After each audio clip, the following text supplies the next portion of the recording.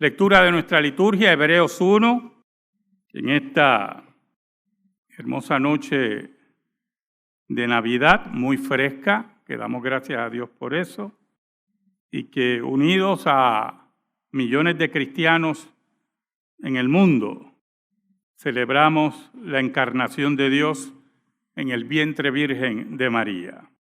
¿Sabe, hermanos? El Dios de la Biblia es el Dios que no está callado. Es el Dios que decidió en su soberanía comunicarse con el hombre. Una de las grandes virtudes de algunos políticos es que son comunicativos. Y los políticos que fueron comunicativos, porque tenían muy pocas cosas que esconder, fueron siempre respaldados por el pueblo. Algunos eran bastante llamativos, ¿verdad? Otros, pues, eran más recatados, pero el verdadero líder, aquel que se comunica, es aquel que en medio de la crisis demuestra su valía, demuestra de qué está hecho, demuestra el peso de su carácter, es aquel que se comunica con el pueblo. Y yo puedo dar muchos ejemplos aquí de políticos de todas las tendencias. Nuestro país, pues que es un país de tribus políticas, pues uno tiene que tener mucho cuidado a quién citar para que alguno de la otra tribu pues no se ofenda mucho. Pero una de las virtudes, en 1938, con la fundación del Partido Popular, fue que Luis Muñoz Marín y el equipo de jóvenes que lo rodeaban, Ernesto Ramos Antonini, doña Felisa Rincón de Gautier, que eran jóvenes, muy jóvenes en ese tiempo, eran muy comunicativos. Era gente que le hablaba al pueblo. Y en 1938, que lo único que había así que podíamos llamar una carretera decente y no se había terminado, era la carretera número 2, llamada la militar, porque su intención original era mover el equipo militar de los Estados Unidos, ¿verdad? Que haya movilidad. Y ellos se movieron en diferentes lugares y le hablaban al pueblo. Y recogían, ¿verdad? Y como yo le he dicho anteriormente a ustedes, en la Segunda Guerra Mundial, después de los bombardeos a Londres, usted veía a Winston Churchill que salía hacia el pueblo, a caminar con el pueblo, a hablar con los londinenses, en medio de su dolor, de su desgracia, de la muerte, para inspirar. Por eso muchos decían que el arma más poderosa bélica de Inglaterra era Winston Churchill. Era su primer ministro.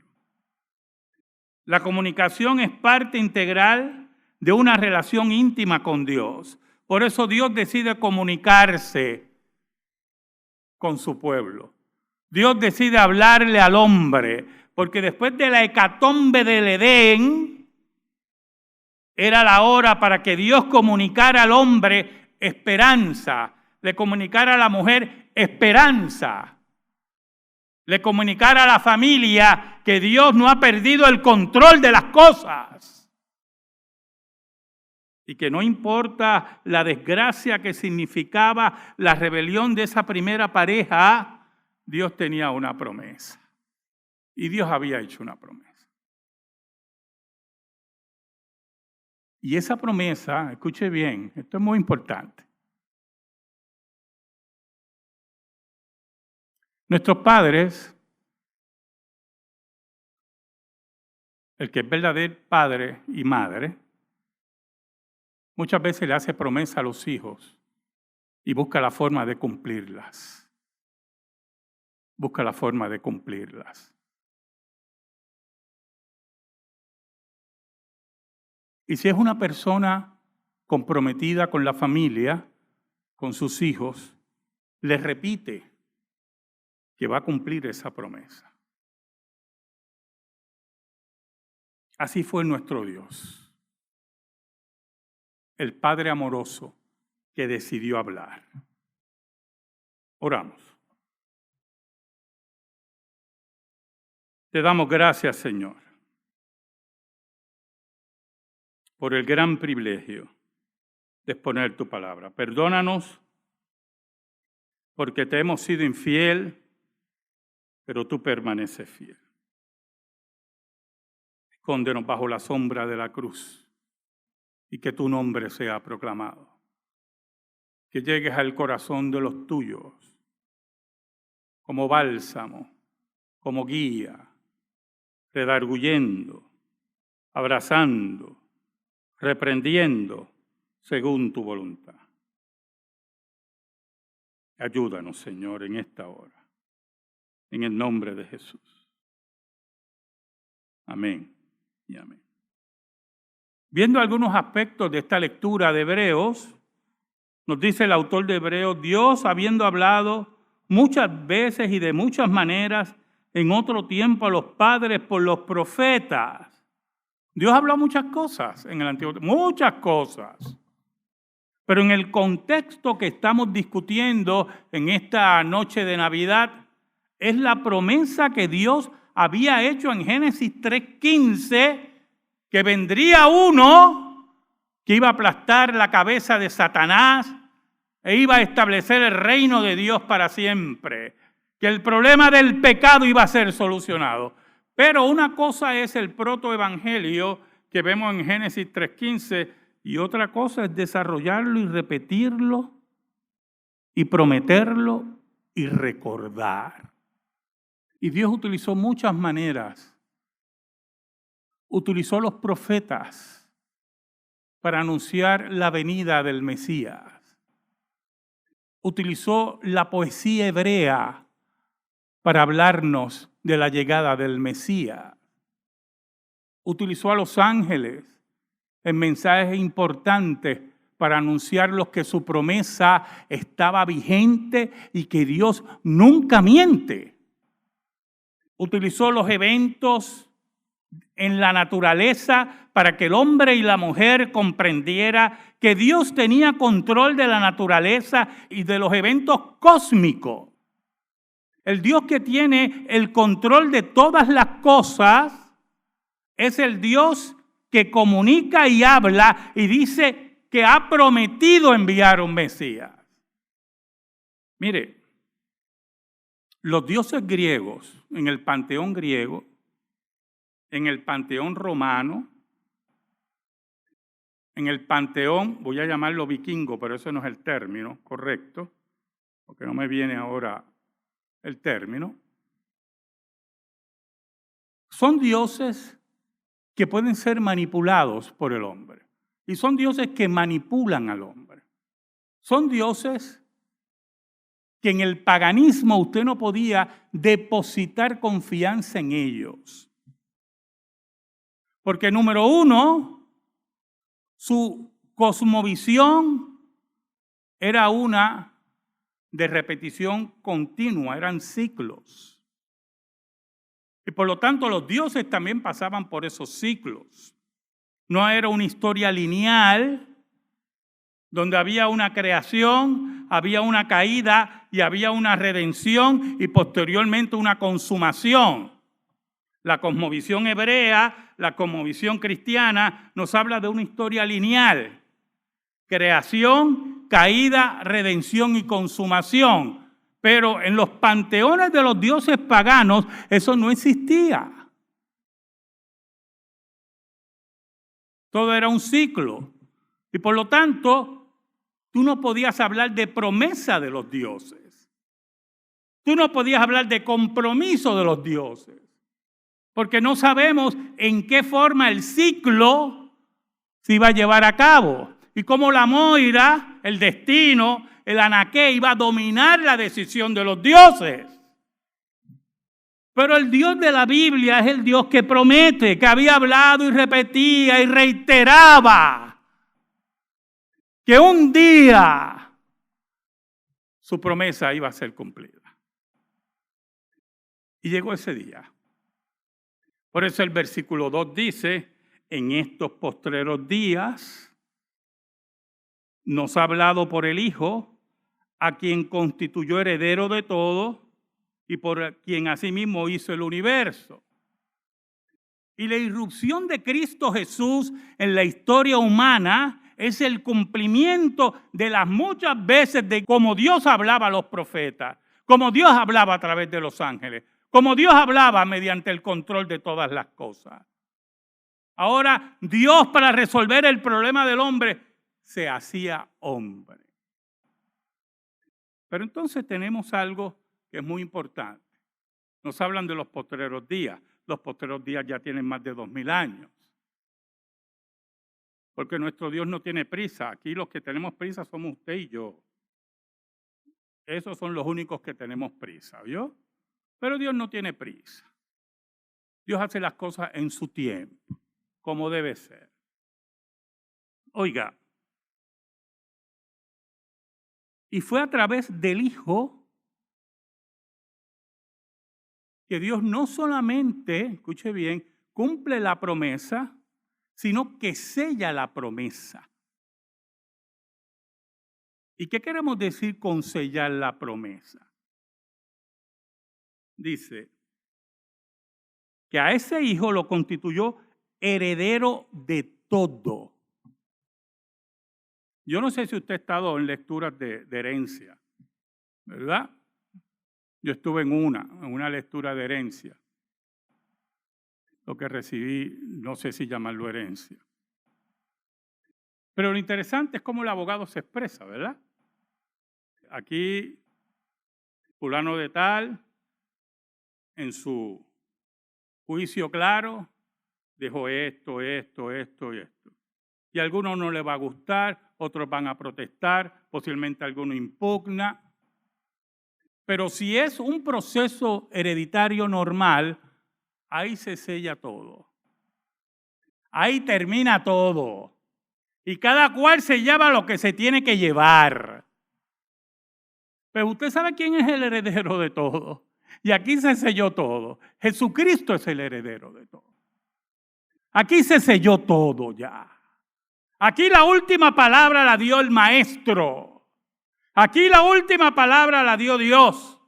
Y por lo tanto, como heredero de todo, es aquel que nos demuestra la Escritura que creó todo lo que existe.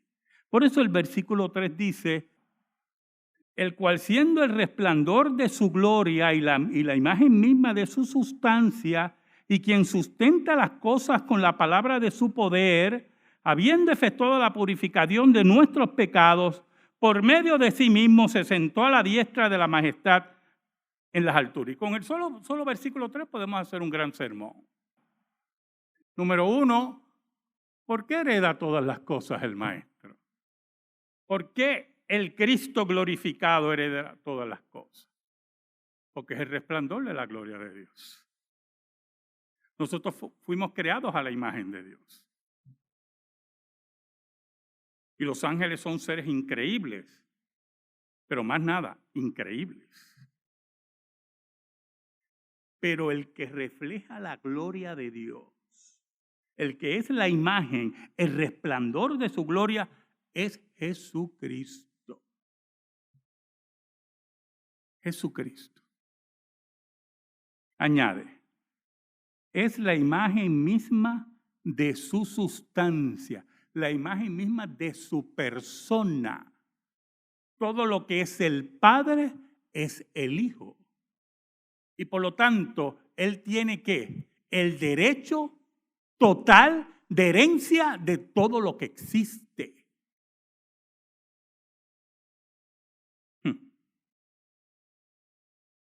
¿Sabe algo, hermano? Yo no sé si usted entiende lo que significa que nosotros seamos coherederos con Cristo. Cristo tiene todo el derecho de herencia de todo lo que existe y en su amor y redención nos ha declarado coherederos con Él. La alta responsabilidad de Dios con su palabra La alta responsabilidad de Dios con la redención del hombre es de una expansión cósmica tal que nosotros en la redención increíble que hemos recibido de Dios sin merecerla, hemos sido adoptados y hemos sido declarados coherederos con Cristo. ¿Y quién nos va a quitar eso? ¿Quién nos quita la herencia? ¿Quién nos quita lo que Dios ganó en la cruz? ¿Quién nos quita los derechos de herencia que Dios ha decidido pasar a nosotros por los méritos de Cristo? Es importante lo que sigue, porque usted solamente puede heredar lo que el otro es dueño, ¿oyó? ¿Usted ha oído de los conflictos de herencia? Puerto Rico es un ramillete de conflictos de herencia, ¿oyó? En mi urbanización hay varias casas que están abandonadas. Varias casas, pero varias. En mi calle nada más, que una calle cerrada, que lo que hay son 20 casas, creo que 5 están abandonadas. Y entonces uno oye, ¿verdad? Los rumores y los chismes. Y no es que yo me paso oyendo, ¿verdad? Es que hay muchos gatos en casa y me transmiten. ¿Y por qué esa casa hay problemas de herencia? ¿Y por qué aquella casa hay problemas de herencia? Porque aquella dice que es dueña, pero el otro no es dueño. Y es dueño sí, pero no es parte. En parte es dueño y no es parte. Bueno, olvídese por ahí, sí, la cosa. Pero hay un problema con Cristo. Cristo es el único heredero. Y tiene un derecho increíble, único, porque dice que Él sustenta todas las cosas. Sustenta todas las cosas con la palabra de su poder. Todo lo que existe, desde del átomo más ínfimo hasta las galaxias más increíbles, todo lo sustenta Cristo con su poder. Los otros días estaba viendo una película sobre un cometa. Y esa película me aburrí bastante, pero como estaban hablando de un cometa en particular, pues yo me fui a internet a ver cuándo era el próximo cometa, a ver si lo veía. Está lejos el próximo cometa, no voy a poder verlo. ¿Oyó?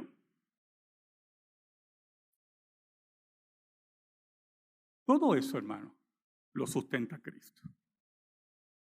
De los cometas lejanos a los cometas cercanos. De nuestro satélite natural aún nuestros satélites artificiales. Todo está sustentado por Cristo. Todo lo sostiene. Todo lo gobierna. Por lo tanto, tiene derechos absolutos sobre todo. Y al tener derechos absolutos sobre todo, y esta es la lógica del autor de Hebreos, escuche, tenía también derecho, si quería en su amor profundo, de redimir a su creación. De redimir a los suyos. Y allí en esa noche increíble, donde los cielos se retumban y los ángeles de gran asombro llenan de alegría los cielos, sabiendo que Dios se hizo hombre, había una razón para que ese pesebre estuviera lleno. Y es que el autor de Hebreos dice que habiendo efectuado la purificación de nuestros pecados, por medio de sí mismo se sentó a la diestra de la majestad en las alturas.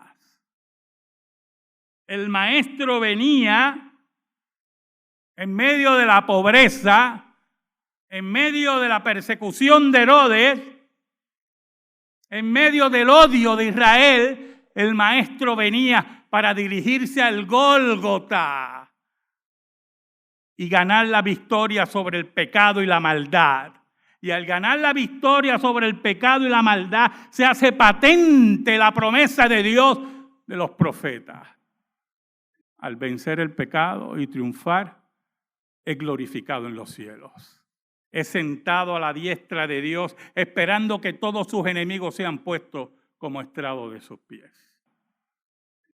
Por eso, desde la humillación que significó el pesebre, de la humillación de someterse a padres pecadores, los cuales Él creó, desde esa humillación de recibir el rechazo de su pueblo, de ser testigo de los pecados interiores y exteriores de la gente que los rodeaba, de ser llevado frente a Pilato, aquel arrogante que decía, yo tengo poder para libertarte o no, de ser humillado en la cruz, es elevado a los cielos. Por eso el versículo 4 nos dice, hecho superior a los ángeles, porque desde la humillación es elevado nuevamente a los cielos, sobre los ángeles que Él creó y Él gobierna. Y por eso Dios manda a los ángeles, adoren al Hijo, porque heredó más que excelente nombre que ellos. Y qué nombre más increíble, Jesús. Jesús. ¿Qué significa Navidad? En pocas palabras. Significa Navidad el cumplimiento de la promesa de Dios, de la palabra que Dios empeñó a los suyos. Navidad significa que el problema del hombre solamente Dios lo podía solucionar. Navidad significa que para solucionar ese problema Dios tenía que humillarse. Navidad significa que el sello de Dios estaba puesto para la victoria de Cristo en la tumba vacía. Navidad significa, hermano, que un día ese niño regresará como hombre a buscar a los suyos. Volverán los ángeles a aparecer en los cielos. Volverán. No a anunciar la llegada de un niño, a anunciar la llegada de un hombre. Dios hombre. Y decirle a los seres humanos, el tiempo ha terminado. Que el tiempo no termine para ti. Hoy es el día de salvación. Amén. Gracias te damos, Señor. Te pedimos en esta hora, en el nombre de Jesús, que esta palabra quede impresa en nuestra vida por el poder del Espíritu Santo. Por Cristo Jesús oramos. Amén y amén. Estamos en silencio, hermano, estamos en comunión.